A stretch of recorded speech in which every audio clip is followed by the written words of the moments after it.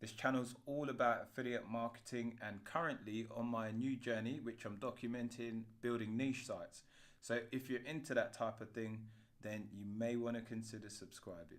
All right, so this video is quite interesting because I'm going to be talking about quarter four and how actually shiny object syndrome can wipe out some of you new guys inside of the business field. Now, I'm currently sort of a new guy to business as well.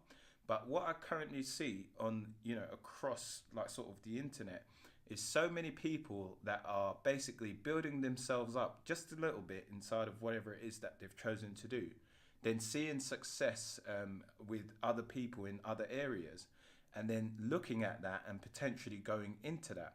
Now, because of quarter four and why I'm specifically talking about that is the fact that quarter four represents obviously a new start. Now, inside of the UK, we actually have our business years or our tax years, the fiscal years, from April to April.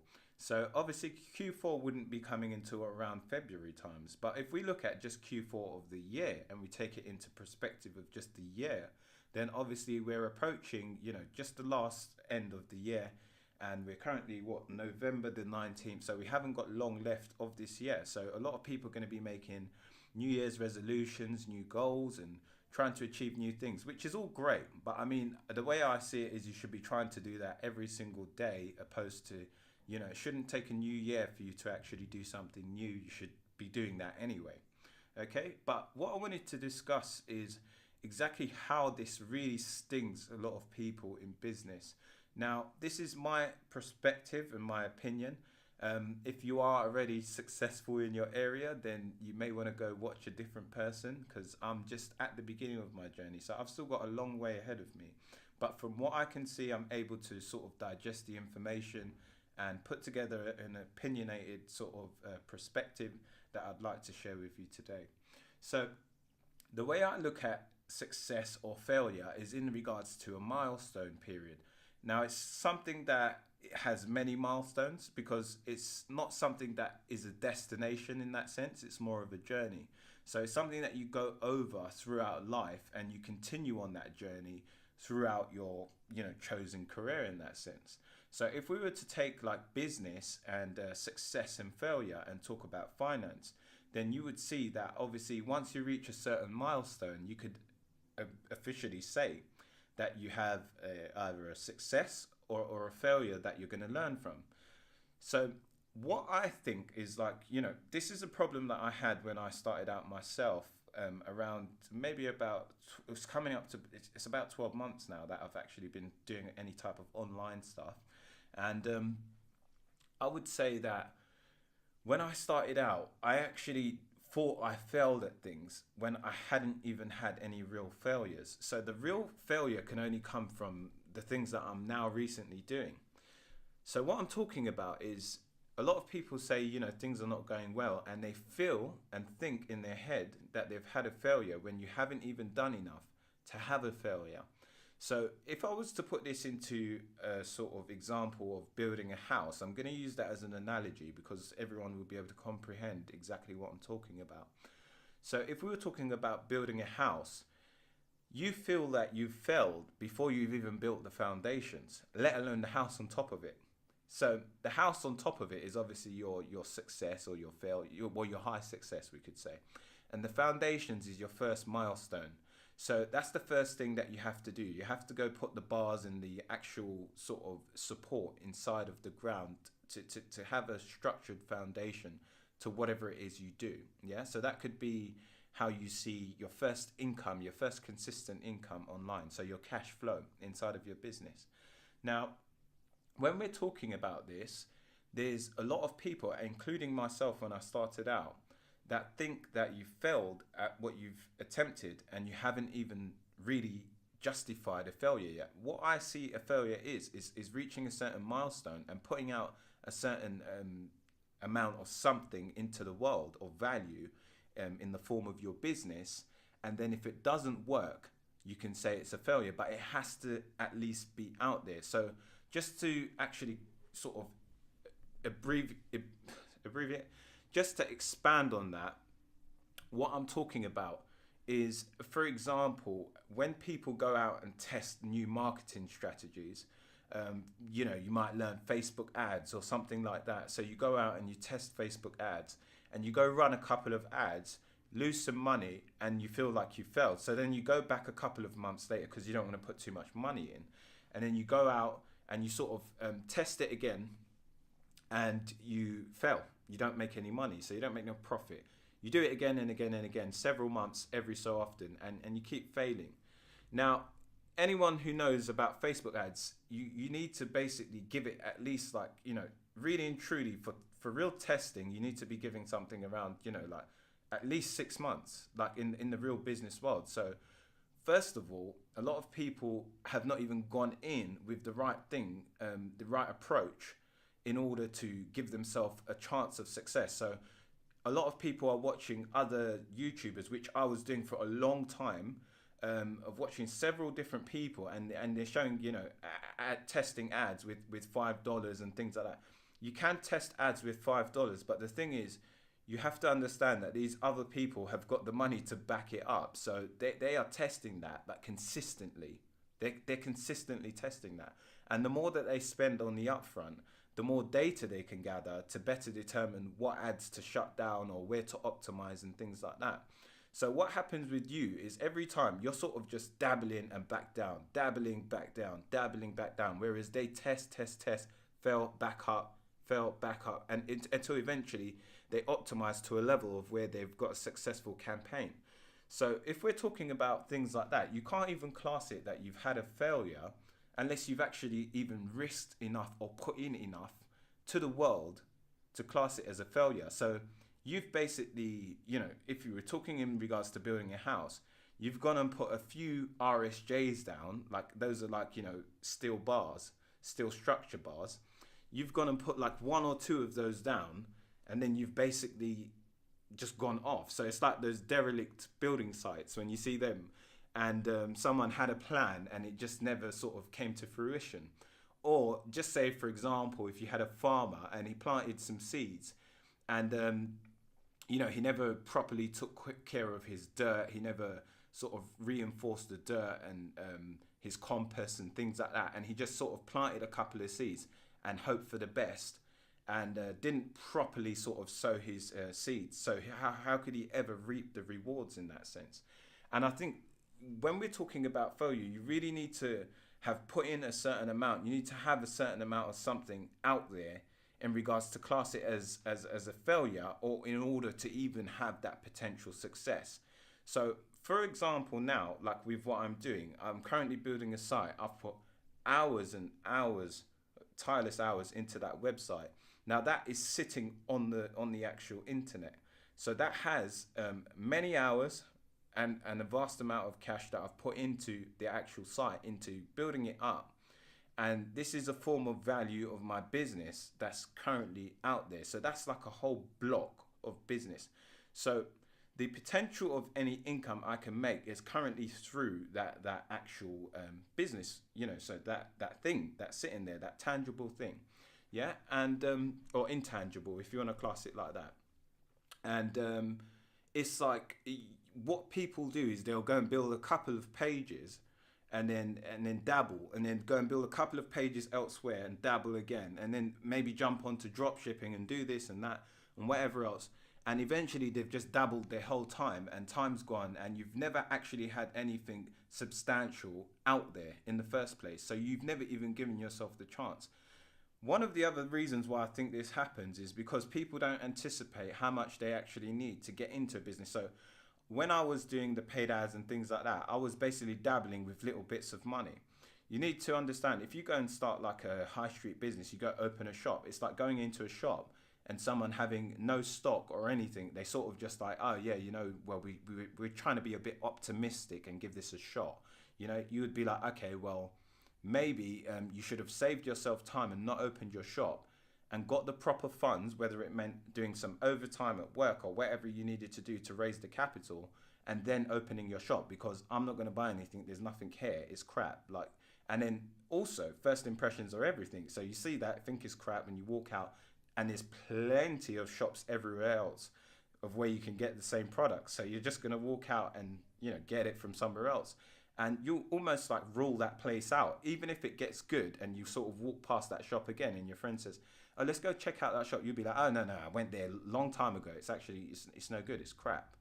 So these are the things you need to sort of look at when you're actually starting an online business, because it's exactly the same. It's no different. It's the same way. If you've got like a drop shipping store, or you've got like a website or whatever, that's the front line of your business. So if you haven't even put something substantial enough out there, then how can you expect it to class it as a failure? And you also need to, I think personally, have spent a substantial amount in regards to your net worth. So if your net worth is, just say for example, like 10K or 5K, whatever, there needs to be a substantial amount that you've put in, depending on the business model that you're in, that you've put in, that you can say, you know what, I threw some money into that. I went at that. I gave it a real shot. I put something out there and it just never worked out. Not that you sort of dabbled and whatever else and, never really gave it a shot. Okay, so let me just also, I've got some notes here that I'm going to be going over, covering inside of this video as well.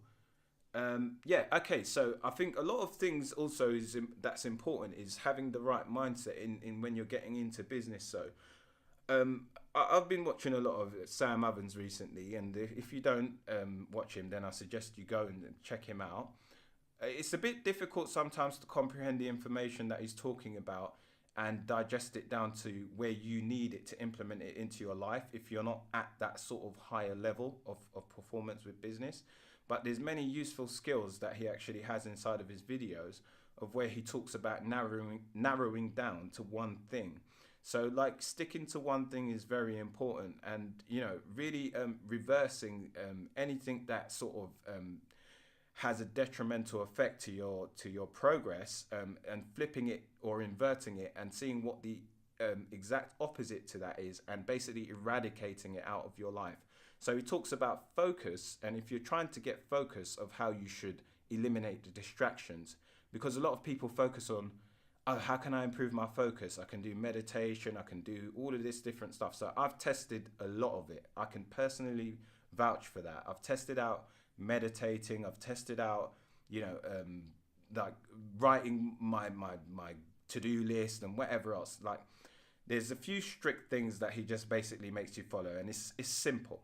Yeah, it's like plan tomorrow today. So if you are, running a business or whatever else, plan everything that you need to do tomorrow today.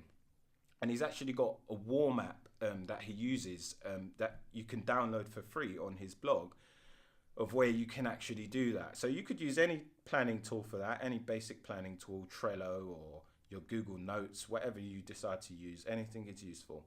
As long as you can note down, or even an old notebook, just something, a journal, whatever.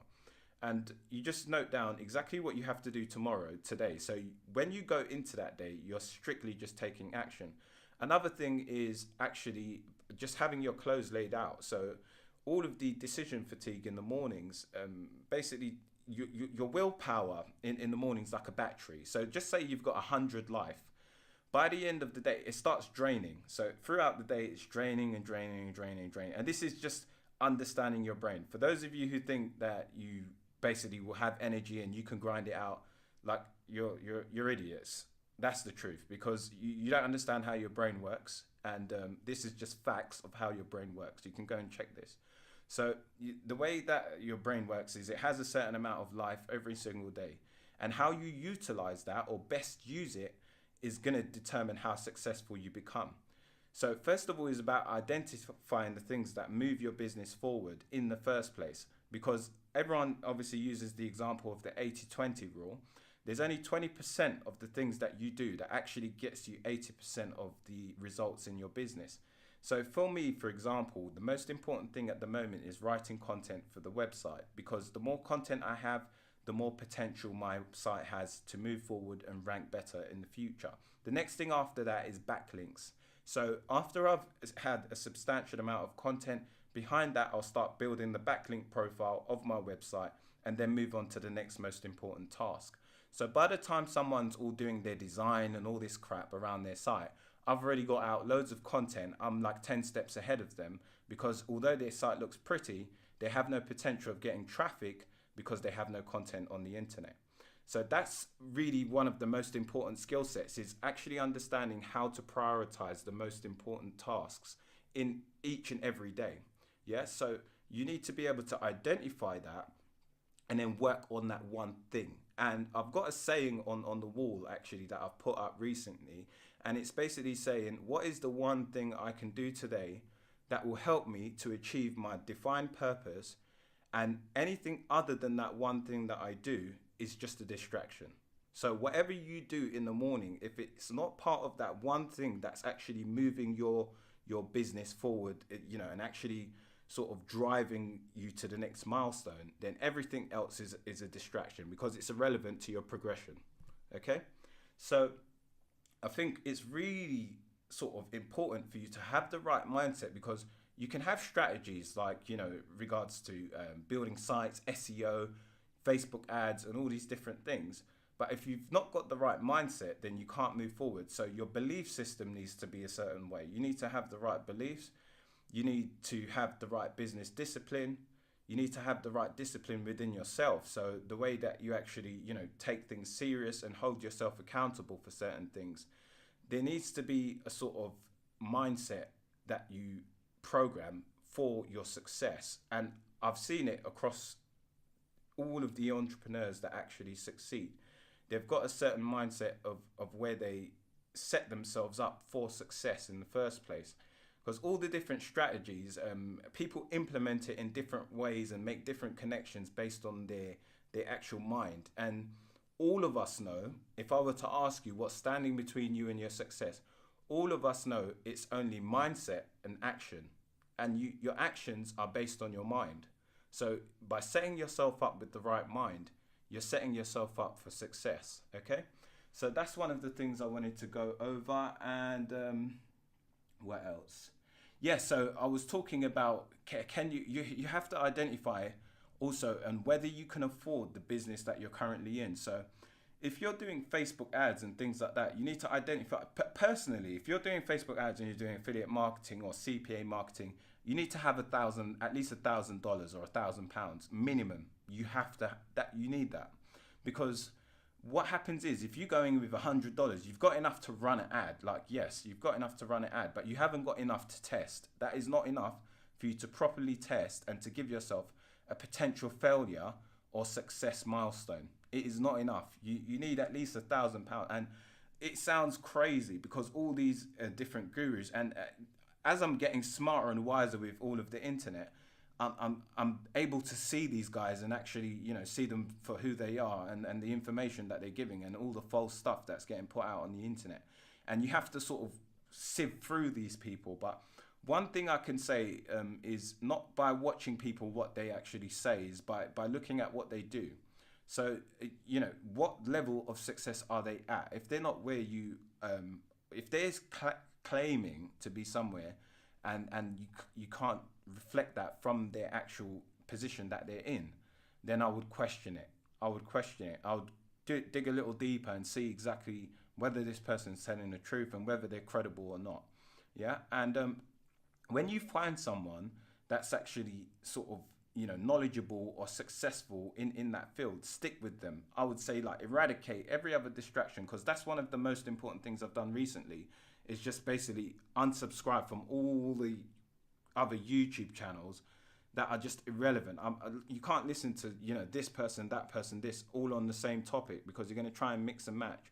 And if you were giving a recipe on how to make a dish, because, you might have tasted a dish and your mum says, this is the recipe, you won't go and search for someone else to give you the answers, because she's already given it to you. So you go and test it. If you don't get it right, then you'll find out what you've done wrong, and then fix it and go at it again until you get it right.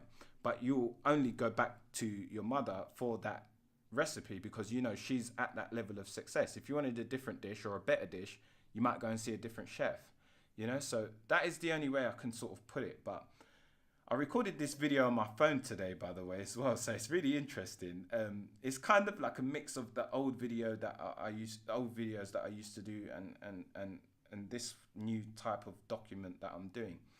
But we also are here, obviously, for my website, so you might want to know about that. I've actually recently hit my first page 1 ranking which I'm over the moon about.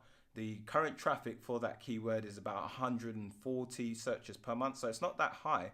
But the funny thing is, you can actually see that the traffic that's the top ranking page is accumulating from that keyword is higher than 140, because don't forget, all of the keyword tools are only giving you an average metric. So if you can't never get the exact metric, as you can understand, because it changes every single day. It's a variable. But what I can see from all of the data is that this top ranking site is you also get ranked for multiple similar terms, so they're ranking for all of those. And what's interesting is they're getting a lot more traffic than what it says on the actual keyword traffic searches per month. And then what's good about that is when I find a site like that I can outrank, that I've outranked and whatever else, I can actually see all the other keywords. I go and do research and see what other keywords they're ranking for, because they're in the same niche. So I went and checked all the others, because I know, okay, well, I beat them on this one. And then because you want to see like how many backlinks have they got to that specific page. So you're going to say, oh, well, how many other pages have they got like that haven't got backlinks as well, as many as, haven't got as a lot of backlinks as well, or hasn't got that much page authority or domain authority and all of that different stuff. So I actually just go and hone in on that site, and I went and done a lot of research on their other pages. So I wanted to see how much page authority they're holding on the other pages, because their domain authority was not that high. I outranked them, on that. And I found a few other pages that actually didn't have that much page authority, and also not that many backlinks. So it's easy for me to go at it again. And I found one with like 5,400 monthly searches, and I've gone for it. I've just written that article today. And one thing that I've actually recently found on my keyword tool, keysearch.co, is the content assistant tool. Now, this is absolutely phenomenal. This is a really good tool. The way this tool works is basically on the content assistant, which I just I've been diving into this tool. I'm not really, I love softwares and stuff like that, but I'm not obsessed with this, because I know SEO is more like, focusing on your content and building your site. But the actual tool, what it does is you can go onto the content assistant and you can plug your keyword in that you're trying to go for. And what it will do is basically take the top ranking 10 sites, add up all of their content, and then divide it by how many, sites there are, like 10, obviously. And it gives you like an average. I think that's how it does the metric anyway, the equation, sorry. And basically what it does is it will give you an average of how much content that Google is looking for the top 10 ranking sites for the number one position. So it will say, I was doing this manually. This is why I love this tool, because Franklin Hatchett teaches you inside of his course how to do it manually. So you have to go to all the sites, take all the content, copy it into wordcounter.co, where I don't use that anyway, because I've got this WordPlus Google extension tool, and it tells me how much content is on each site. But what it is I have to right click on each one, write down how much content. So just say, for example, top ranking site number 1 has 2,800 words. Then the next one has 1,400. Then the next one has 1,800. The next one has so on and so forth. So I've got all these metrics that are ranging between, just say, 1,500 and 3,500 words. Then I've got to work out the averages. So I've got to plug all those details in and try and work out an average and all that crap. And it's kind of like, then I'm like, okay, well, this is the average that all of these sites have between them. I don't have to do that anymore. All I do is go over to that tool and I actually plug the keyword, and it just gives it like that. Bang. That's it. I've got the actual average, and then I know, okay, if I beat that, then I'm beating them on how much content. And if I make my content useful, then obviously I can potentially outrank them. Now, that isn't the only interesting part about that tool. The other thing that the tool does is it also takes the top 10 ranking sites, finds the most common questions that are being asked, and then gives them to you so you can use them as subheadings inside of your actual post. So that is like killer inside of SEO and trying to rank. So you've not only got the amount of content on average that Google looks for, so the algorithm is looking for a certain amount of content on average. You've also got the most commonly asked questions inside of your subheadings. So you actually use those as subheadings. And then it also has an area of where you plug your content in, and then it tells you all the different keywords that must be included, as they are included in the top 10 ranking sites. They must be included in your articles. And then it gives you a percentage, like you have 60% of the top ranking articles keywords inside of your post. You may need to optimize a bit more and all of that. And it goes all in detail. It's how sort of detailed you want to go. So if you want to use it for all of those facilities, then you can. Me, I'm not using the keyword thing so much. If I'm around 50-60%, that's good enough for me. I'm not trying to get to 100% on every little thing. Also, the questions that it provides you, I use a couple of them, not all of them. I use a couple of those. I just check, to see if the keywords are meeting that kind of 50-60%. If I'm not, then I might add a few in and just top it up, just make it a bit better and whatever else. And so those are like LSI keywords, yeah? I forgot exactly what LSI stands for. I can't remember that just at the moment. You can just Google it if you don't know. I am relatively new to SEO, so that will be my reasoning behind it, but I will go and research it and find the answer to that so I can use the correct term in future. But yeah, so basically you've got these LSI keywords, and all they are is usually, it's kind of just a variation of the keyword that you have, but they strategically put together in order to give relevancy to your post in the Google algorithm.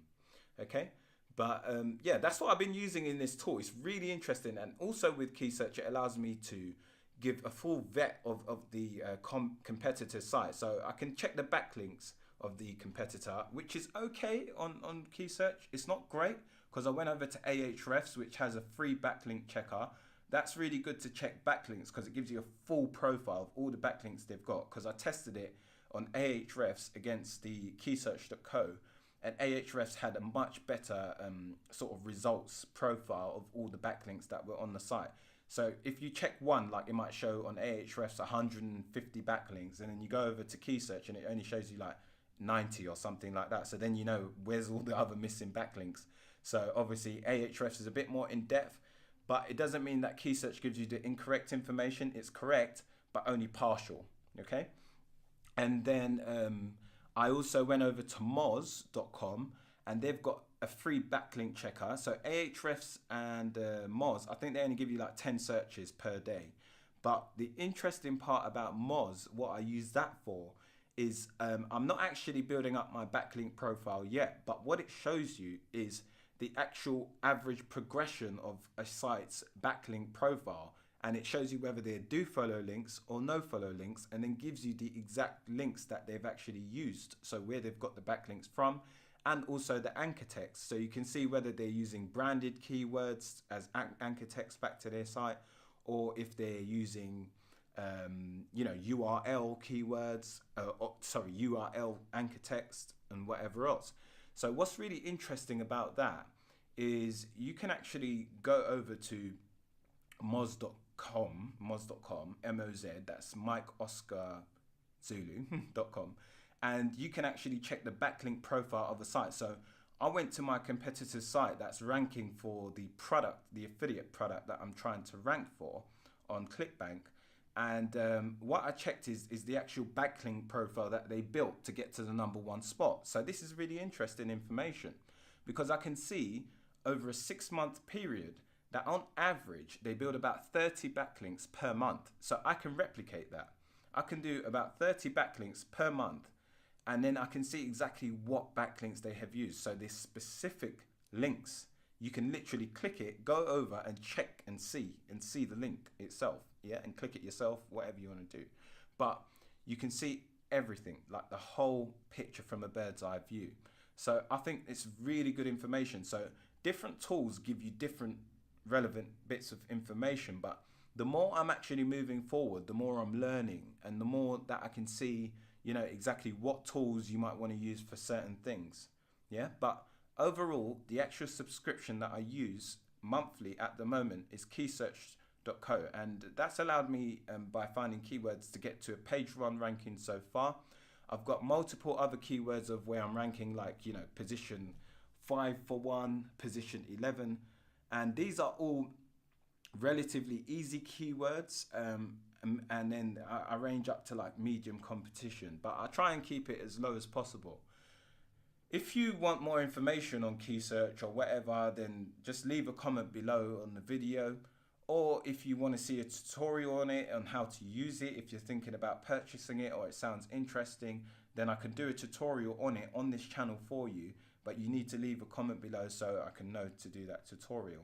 And I'll just do an in-depth running in exactly how you can use the tool, how it's beneficial, how it's been helping me, and how you can get it as well. Yeah, so if I do that tutorial, then I'll be using an affiliate link in my videos. So obviously it will be a token as a gift for me, you know, my efforts and everything that I'm showing you and whatever else. But yeah, that's about it. I don't know, whatever questions you guys have got, like, reach out to me. If you've got questions about the course and how I learned all of this, I'm learning from Franklin Hatchett's course and Savage Affiliates, almost forgot it there. And also from, like, I'm mixed up with Warren Wheeler's information. Warren Wheeler's a super affiliate, I can say. And, you know, he's the guy who I learn all the content sort of writing from, and he's from AM Ninjas. So, you know, although the course is really in depth with everything, but Franklin's like, you know, he covers things in his own way. So like you got to take it as it is, sort of thing, and accept him the way he does things. The only thing is he might have just needed to go a bit more in depth with how you write the content. So he teaches you everything about structuring your site and building it up and everything like that. But there's only one missing piece of that puzzle, and that's how to write the content. He doesn't go in depth with that in the course. So Warren Wheeler comes in for that, and they're both friends as well. So they're quite similar in the approach that they take to building and structuring their website. So that's why you can, you know, I'll make the exception to listen to two people on this specific scenario. But you have to know when to apply that rule. And Warren actually left a comment on my last video, which I was like over the moon about. And I asked him if I can actually feature him on the channel. So he's got a website. He builds sites for a living. He's been in the game for like 10 years plus. And he actually recently done a case study on his site, which you can see at amninjas.com, which is alphamikeninjas.com. And he also has an AM Ninjas Facebook group. So that's where I am. It is the most helpful Facebook group that I've seen online. Like, if you are trying to learn affiliate marketing, it's all free, and he gives tons of information away in there. And I've met some amazing affiliate marketers inside of there, people who are really, you know, doing this thing for real and getting some good results. So yeah, that's about it. I mean, I'm going to try to get Warren on the channel so you guys can actually meet a super affiliate, and I'm going to be doing a lot more interviews. You know, I'm going to get some more people on the channel so you guys can see these people firsthand and fire some questions at them, you know, leave some comments and things like that, and also go check out their socials and what they do, and, you know, potentially go, you know, follow what their information, the information they're providing you online. But that is about it for this week. I think this is a pretty cool tool. I'm going to be using this in future. It allows me to record my videos legitimately on my phone and then schedule it or publish it on YouTube. So I don't have to actually upload the video. I think I'm going to do all my videos like this. I might, you know, record them in future to make them look a bit fancy and all that stuff when I get a bit of a bigger channel. But for the moment, I think I love the raw footage, like the transparency and my emotions and how I'm feeling, the mess ups, the good parts of the video, whatever. I'm just enjoying it all, because before I just wasn't enjoying my YouTube video. I felt like I was trying to teach people and do tutorials on things that I hadn't had success in, and I just felt like a phony, like, you know. So as soon as I saw like a sort of another opportunity, I had to sit and look within myself and just figure out that me and my girlfriend, we sat down and we just figured out exactly what I was doing wrong. We just had to look at myself just under the microscope and see what I wasn't doing right, and I wasn't getting the right growth in my channel. My channel's been growing so much better since I've been doing this content and doing it in this way and sharing, you know, my journey in this way. And the people that are coming are real. Like, I can see the real people. All of you that are currently leaving comments, like, I appreciate everything that you've been doing, honestly. And I can hope we can only continue growing. And I just, like, I'm doing this full time, you know. I'm putting everything into this. I've got a baby on the way. He's due within a month, and I'm going hard on this thing, you know. I'm not giving up. Like, I'm trying to make this happen. All right, so hopefully you guys can see the whole transition of everything, you know, the whole journey of how things get better and whatever else. I'm not exactly in the worst position at all, but obviously things could be better, and they will be, you know, because I'm going to make that happen. I'm going to take those actions that I need to take to actually make that. That's why I work hard every single day, and I'll continue to do so until the day that I die. So never giving up. And yeah, that's about it. I hope you guys enjoyed the video. If you did, make sure you leave a like on this video. If you watched it, I want to congratulate you for watching a video this long. This shows that you've got a good focus, because by now loads of people would have clicked off. One, because my content might not be good enough, or two, because you got crap focus. If you watched it this long, you know my content's great anyway, and you got a good focus. All right then, I'll see you in the next video. Take care. Thank you for giving me your time today, and I'll see you in the next one. Peace.